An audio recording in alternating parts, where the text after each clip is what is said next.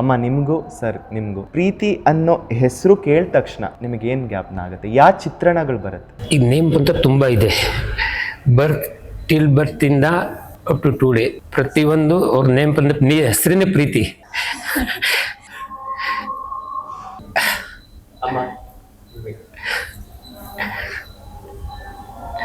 ಇವರು ಈಗ ಭಿಕ್ಷೆ ತಗೊಳ್ತಾ ಇದ್ದಾರೆ ಅಂದ್ರೆ ಎಲ್ರಿಗೆ ಆ ಸುಖ ಸಿಕ್ಕಲ್ಲ.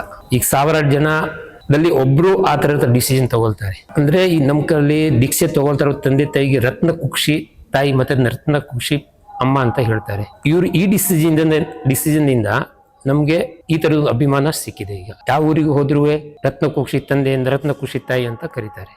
ಏನಾದ್ರು ಅರ್ಥ ಸರ್? ಅಂದ್ರೆ ಈ ಸಂಯಮ ಮಾರ್ಗ ಹೋಗ್ತಾರೆ ಅಂದ್ರೆ ಅದೊಂದು ಏನ್ ಹೇಳ್ಬೋದು, ನಾವು ಮನೆ ಬಿಟ್ಟು ಈಗ ಇವರು ಜೈನ್ ಧರ್ಮಕ್ಕೆ ದೀಕ್ಷೆ ತಗೊಳ್ತಾ ಇದ್ದಾರೆ ಅಂದ್ರೆ ಜೈನ್ ಶಾಸನಿಗೆ ಸೇವೆಗೆ ಹೋಗ್ತಾ ಇದ್ದಾರೆ. ಅಂದ್ರೆ ನಮ್ ರತ್ನ ಅಂದ್ರೆ ನಮ್ ಇಂದ ಹುಟ್ಟಿರೋದು ಸಣ್ಣ ಡಾಕ್ಟರ್ ಅಮೂಲ್ಯವಾದ ರತ್ನ.